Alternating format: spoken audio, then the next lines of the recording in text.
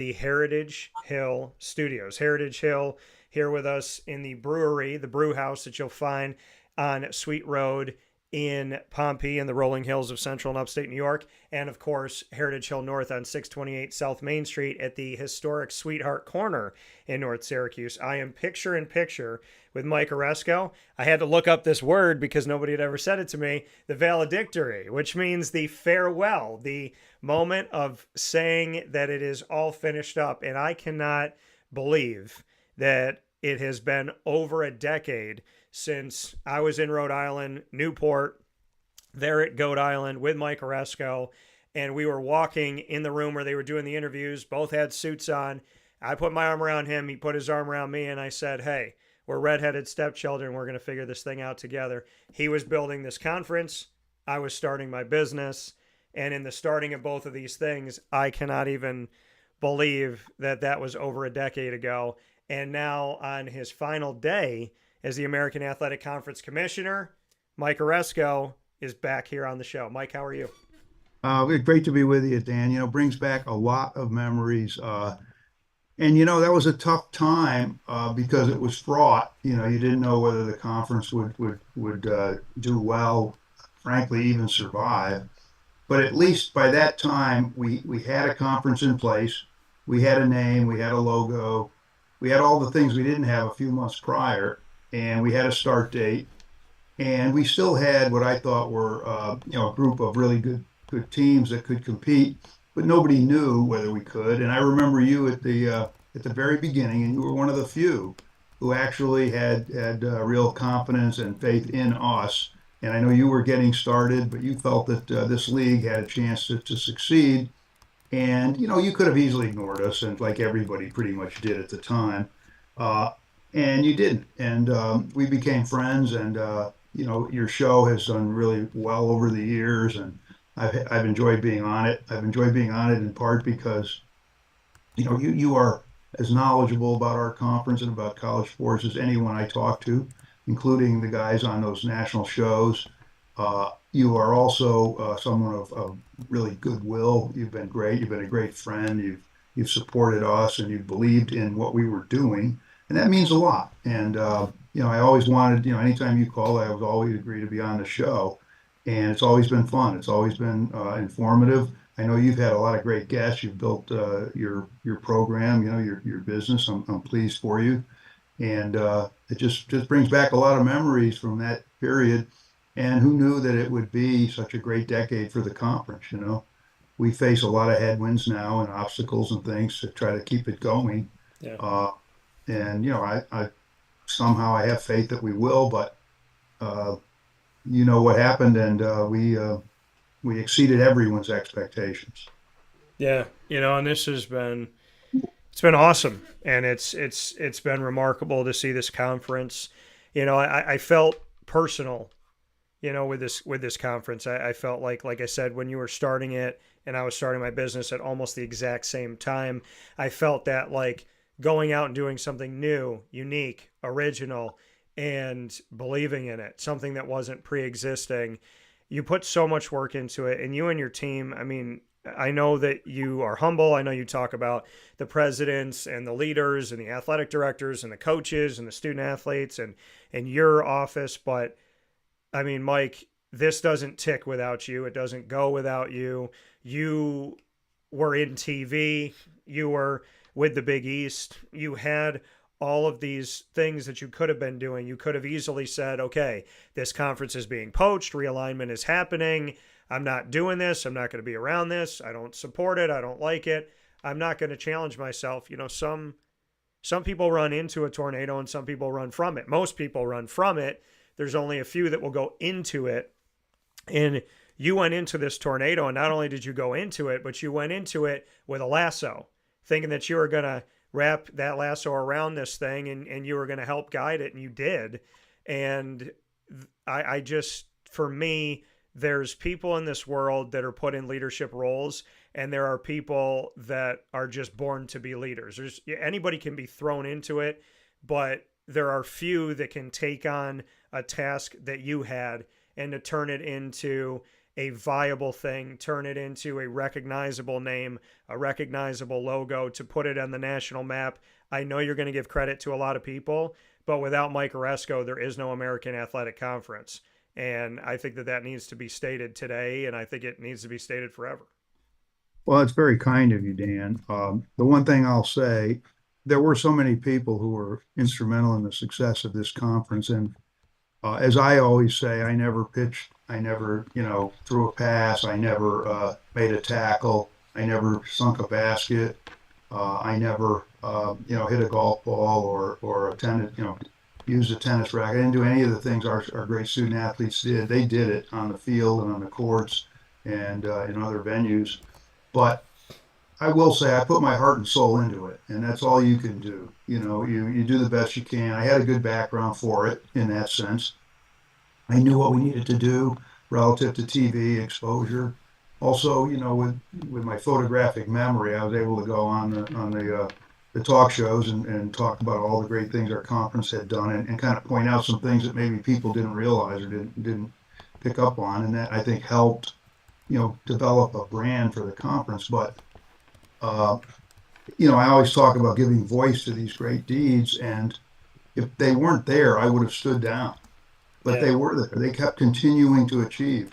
And I thought at that point we could be at the highest level, and we needed to be. I thought, the guiding light for me, Dan, the whole 12 years, because of where we were, I took over what I thought was a BCS conference, right?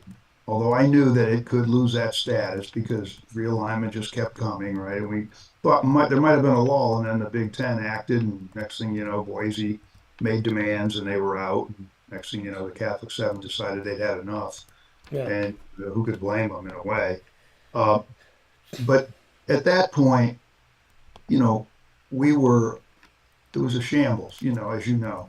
Yeah. But he said, I still think with this group of schools, if they stay together, they'll be better off than if they splinter. If some go back to Conference USA where there wasn't much in the way of TV or revenue, if they go back to the MAC, if they go back to, if a few go out to the Mountain West where they probably wouldn't really feel comfortable playing, I thought that there's something here. And, vision is one thing, but it's got to be realistic to a degree, right? You can't, for me to have said, oh, we're going to be the Big Ten and SEC in 5 years, I'd have been laughed out of the room, and rightly so. That's a vision that makes no sense. You got to be reasonable.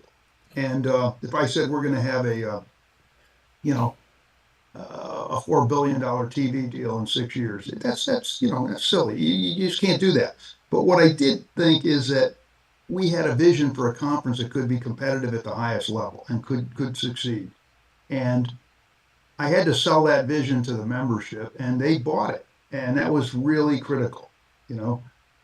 And then, I thought, well, I didn't think I would get, be doing what I'm doing. I didn't think I'd end up being the voice of the so-called little guys, the guys that didn't have the say, that didn't have the clout. I didn't think that's what my role would be when I got the Big East job, but I thought now that that's the role, I've got to embrace it. I had been dealing with all the big brands all my career at ESPN, at CBS, and I thought these schools can compete with them. It's just a matter of investment. It's a matter of getting the right coaches. It's a matter of being smart as to how you recruit players, and getting the right players, and then creating a culture. And so Dan, we were able to do that, and Yeah. it happened sooner than I ever could have dreamed.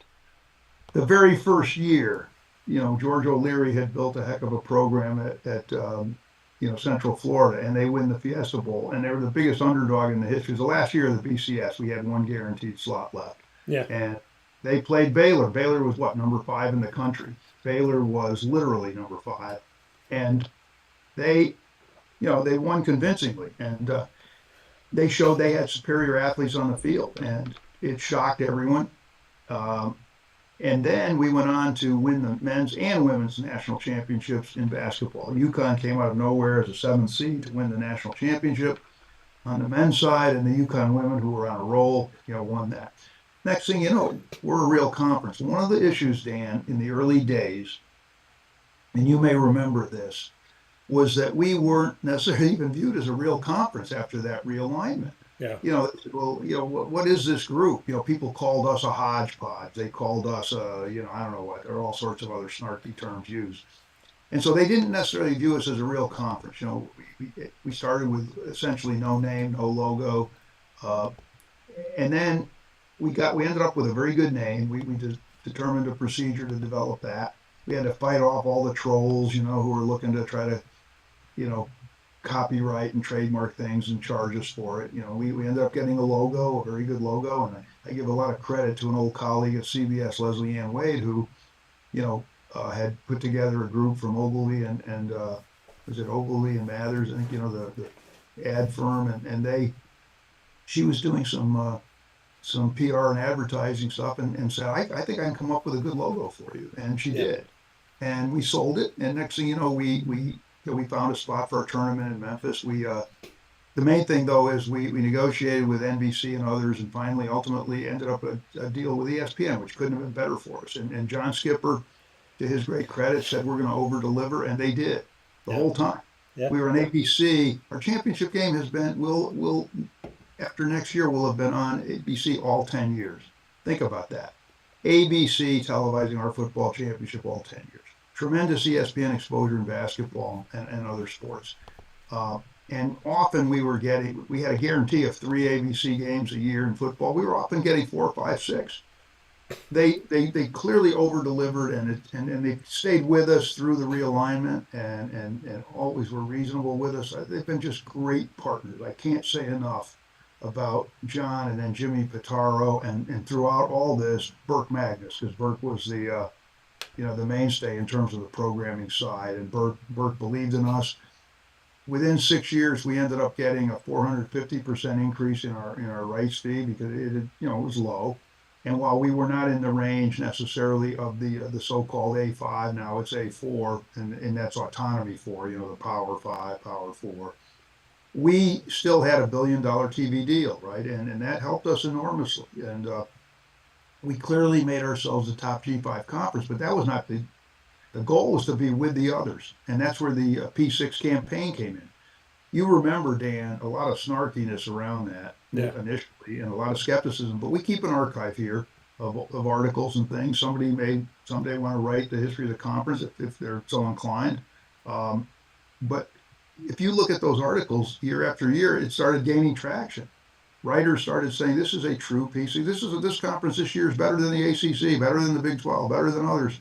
This team, they're beating FCC teams, they're beating Big Ten teams. They're at the height of college football. We won four of the 8 bowl games, and we should have won five. I'll take that Cincinnati Georgia game to my grave. I've replayed it many times. We should have won it. How's that? Point is, we got to the playoff, which no one ever dreamed we would, and it wasn't an accident because Cincinnati went up and beat Notre Dame at Notre Dame, and Notre Dame was, I think, 11-1 that year. So here you go. This conference has done it. My contribution was to you know prod, implore, encourage investment, but also to try to run a good conference office, which is something I don't want that to be overlooked. We have a great staff, and we scheduled intelligently. If you don't schedule intelligently, you're not going to get the exposure you need. We were willing to do those Thursday games, those Friday games, those other games on ESPN. We worked closely with them to maximize our exposure. We did everything we could to promote the conference. I went on countless interviews, and some days Chuck Sullivan, who's been a mainstay of our communications over the years, and Chuck and I have worked extremely closely. He's a wonderful guy, Yeah. and some days he'd say, "Gee, I've got about 6 or 7 interviews lined up," and I'd say, "Oh man, I'll be exhausted by the end of the day," but I do them because you have to do them. You've got to keep promoting the conference because no one's going to promote it for you, especially in our case. We were easily ignored, and I've said to Tim, "Don't let this conference be ignored." That's the key. It doesn't mean talking about things that didn't happen or trying to pretend that something was more than it was. But we didn't have to pretend. We did it. And it was just a question of getting people to understand what we were doing. When I, went after the committee, the CFPTV, selection committee, not personally, but in terms of what they did when they put a 2-loss Iowa State team ahead of that really, really great Cincinnati team of 2020, and they couldn't play a couple of games because of COVID, but they were 9-0, and then I don't know if they ended up 10-0, whatever they ended up with. In any event, that's the one that should have beaten Georgia, which, by the way, won the national championship the following year, right? Yeah. And they played that game without Ahmad Gardner, who was the fourth pick in the draft. They played it without James Wiggins, another great safety. They played it without their starting center, their starting right back. They still almost beat Georgia Yeah. and should have. The point is, though, when that two-loss Iowa State team was ranked ahead of them, I was really angry because that team lost at home to Louisiana, not LSU, but Louisiana by 17 points. We would not even be ranked if that happened to one of our teams. We'd be out of the top 25 and probably would have a hard time ever getting back in. In addition, they had another loss, and yet they were ranked ahead of a Cincinnati team that was clearly 9-0, clearly a top team, and it was obvious. And Cincinnati, by the way, had been a good team in 2018 when they beat Virginia Tech in a bowl game, in 2019 when they played Memphis twice in very close games and just missed out on our championship and beat BC, destroyed them in a bowl game. Yeah. That team had been building.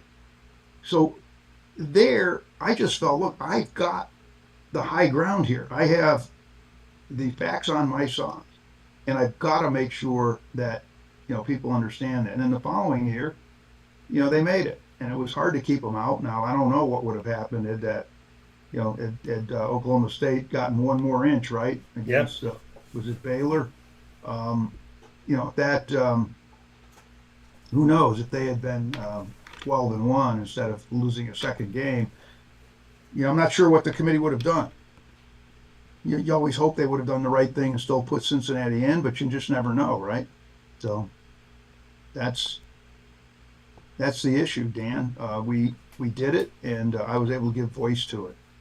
Yeah. And that's the thing. And like you said, and given that history, and I find it interesting because you and I just kind of parallel and fit in a lot of ways. And I didn't know this about you, but I also have a photographic memory, so I can love and appreciate that, Mike.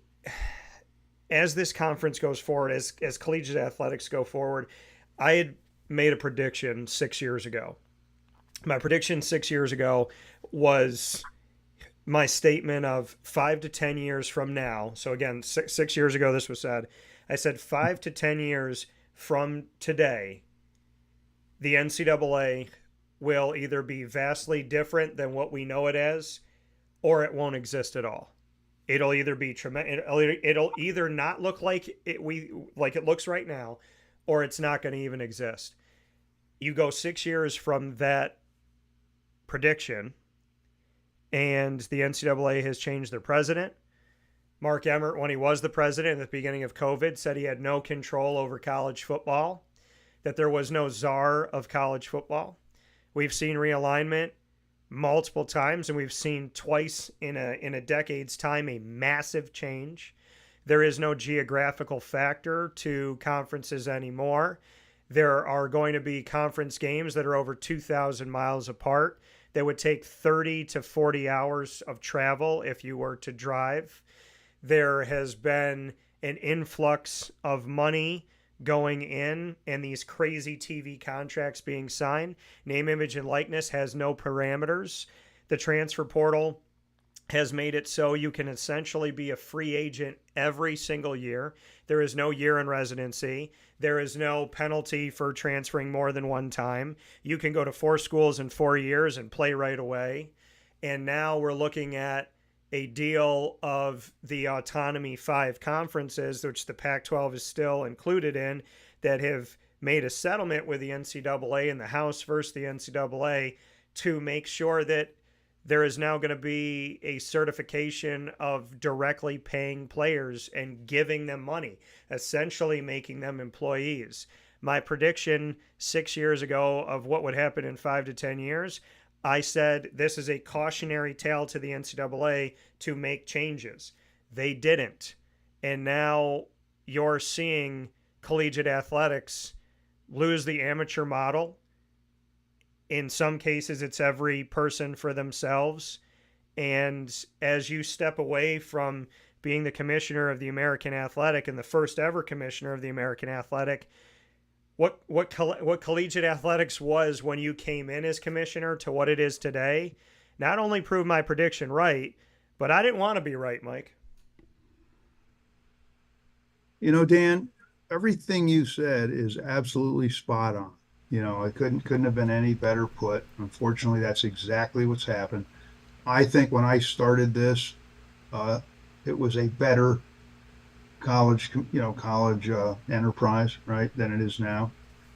I think it's going in the wrong direction on so many levels. On the other hand, I do think that maybe there'll be a rebalancing. We've got to work at that. I'm not sure though. There will be. I mean, I try to be optimistic, but it's hard to roll back the ocean sometimes, right? And the professionalization now is almost complete, right? And employee status is probably the next step. I hope it doesn't happen, but if it does, you're going to have to deal with it.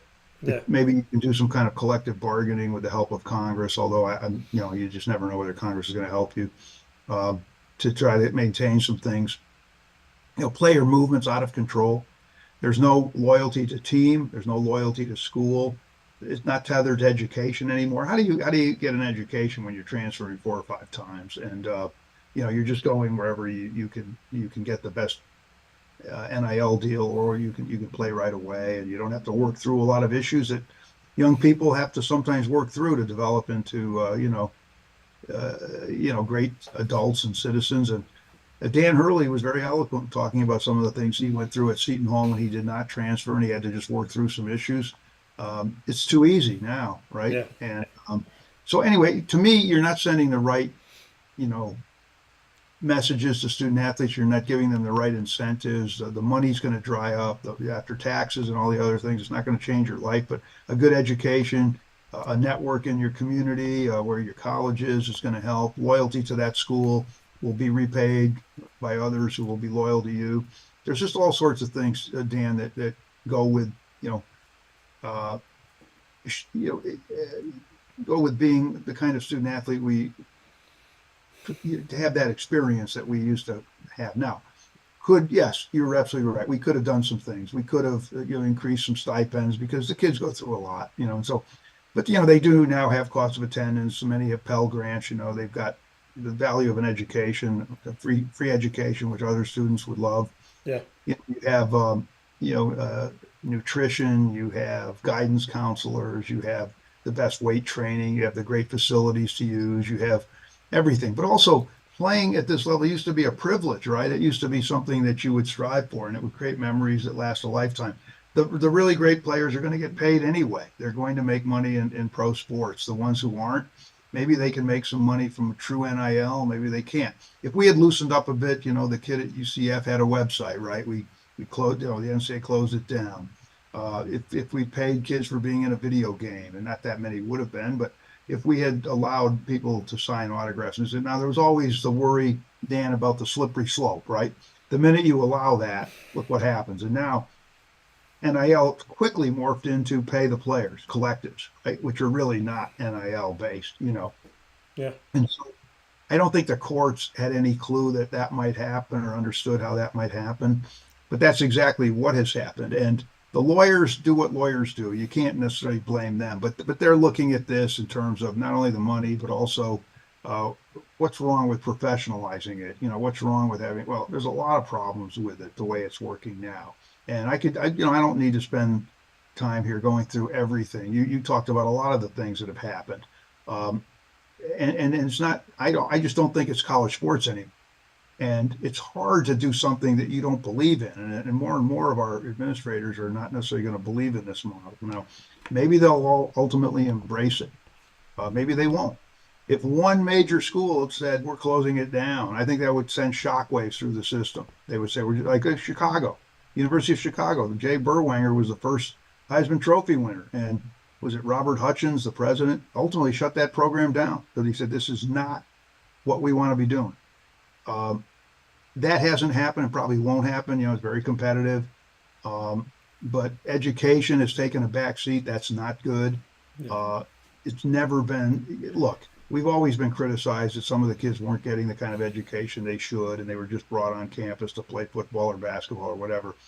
But it still was there. It still mattered to us. It helped a lot of kids who might not have gotten that education. even if they didn't want to get it at the time, they got it, and so consequently it helped them in their careers and in their lives.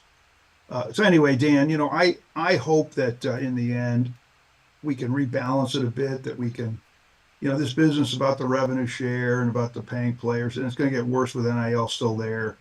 I don't know if you can roll any of that back to make it a reasonable situation. It might take disasters down the road to change things. I don't know, because I mean, when you combine this with the gambling culture now, which is really unfortunate, it's tough.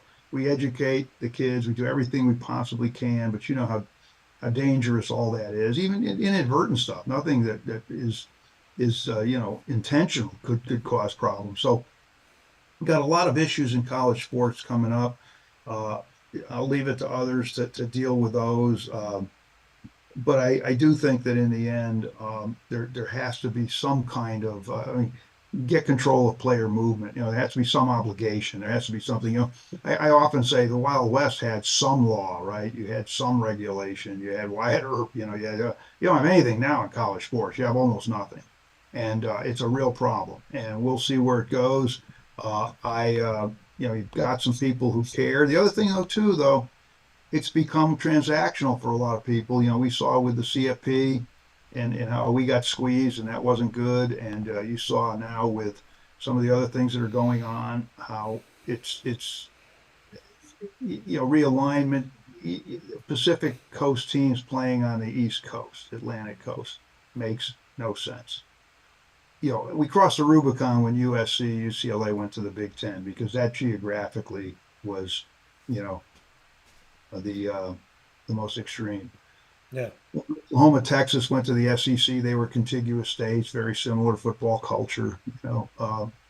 Big Ten had always expanded with contiguous states, right? Whether it was Nebraska bordering on Iowa, whether it was, Penn State, Pennsylvania bordering on Ohio, whether it was Maryland, whether even Rutgers bordering on Pennsylvania. The point is, then all of a sudden we crossed we crossed the Rubicon, and once we did that, none of this has made a lot of sense. When you look at our conference, we thought was fairly far flung, because we were a conference thrown together out of necessity and opportunity, right? And we didn't necessarily have the relationships, but we developed them, and that's a tribute to the schools in our conference. They develop relationships and rivalries. But look at the Big 12 now, for example: Utah, Arizona, Colorado, all the way to Cincinnati, down to UCF in Florida, over to Texas, up to Iowa.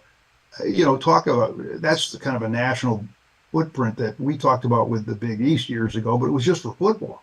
Yeah. This is not for all sports, and you made the point. And you're sending all your Olympic sports teams, and by the way, in this whole process, Olympic sports are bound to suffer, right? They're bound to suffer because of expenses. What are you gonna cut? You're not gonna cut your football team, right? You're not gonna cut your basketball team. But that's another problem. And we've subsidized a great series of college sports over the years, and now it's going to get harder and harder, because even football on most campuses doesn't make money, and yet we've managed to find the revenue to run the other sports as well.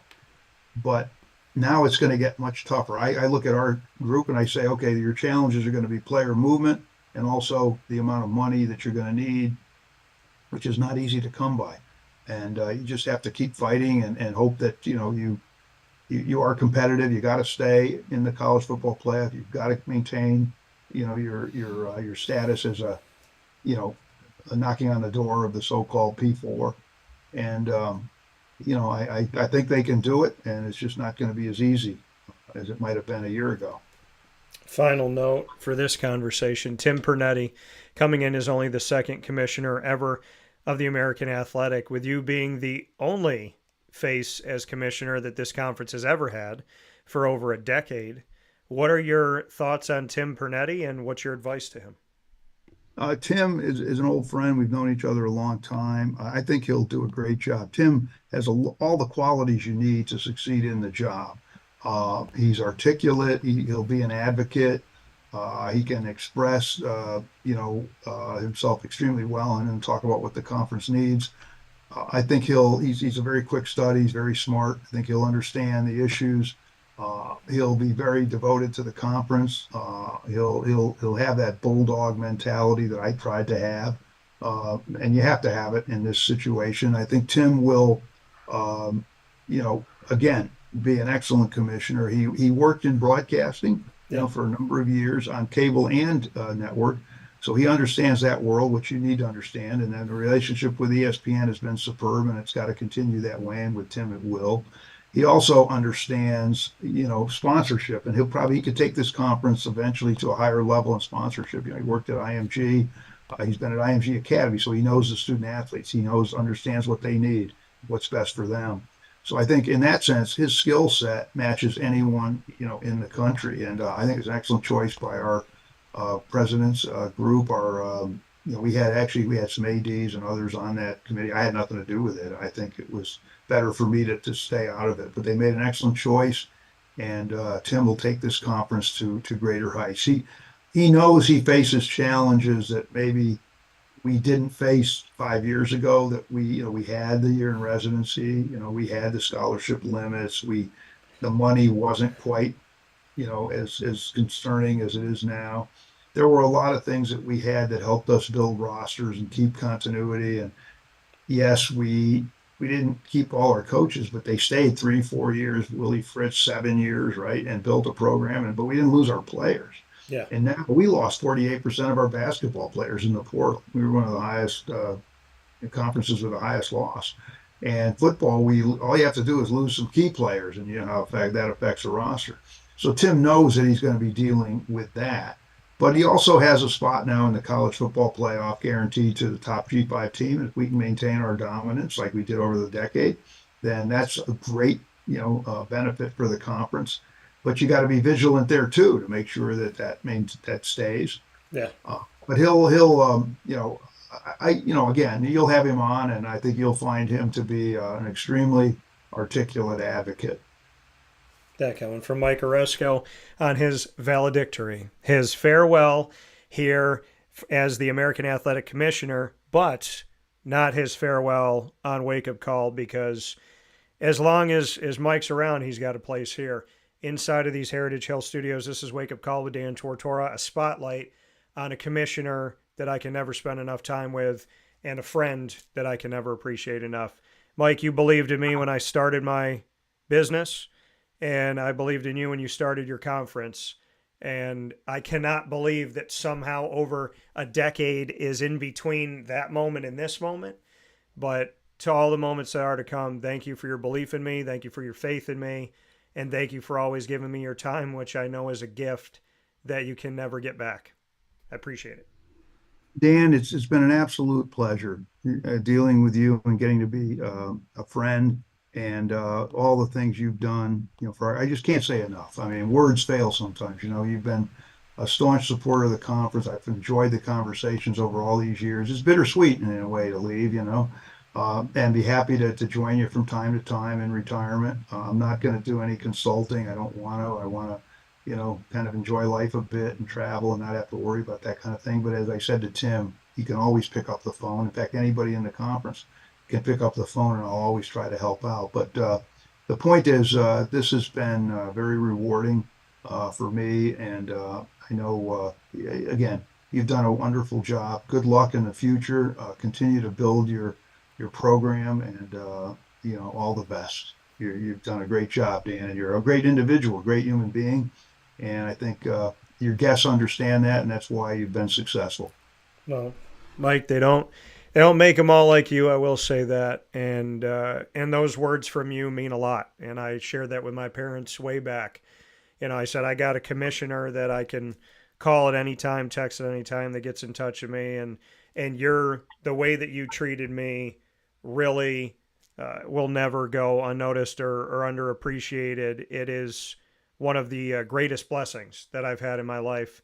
The level of time and respect and everything that you gave me, that I knew who I am inside, and to see somebody treat you that way, and really even better, is something that I will never forget. So you have been a huge piece of all of this in my life, and I'm thankful for that, and I'm grateful for that. You've earned it, Dan, and all the best to you and your family. Thank you, sir. Well, I'll talk with you soon. Enjoy your valedictory. Say hi to your wife and your family. And I still expect when you go out to that house that you so much want to go and hang out and have that time away. I know I got that invitation, so I'm expecting that formal invitation as well. Always welcome. Absolutely, Dan. Absolutely.